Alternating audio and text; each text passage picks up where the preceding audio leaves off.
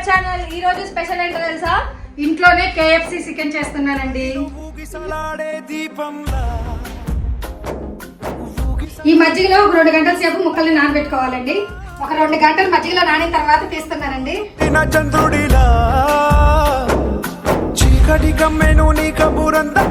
ఇలా మసాలాలంతా కలిపిన తర్వాత ఒక 1/2 గంట సేపు ఫ్రిడ్జ్ లో పెట్టుకోవాలి. హాఫ్ అన్ అవర్ తర్వాత ఫ్రిడ్జ్ లో నుంచి తీసిన leg piece full cool water.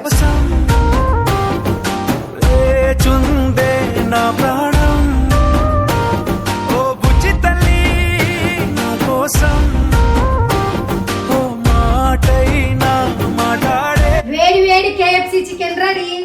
దీంట్లోకి టమోటా సాస్ వేసుకొని తింటే అదిరిపోతుంది. అదిరిపోతుంది.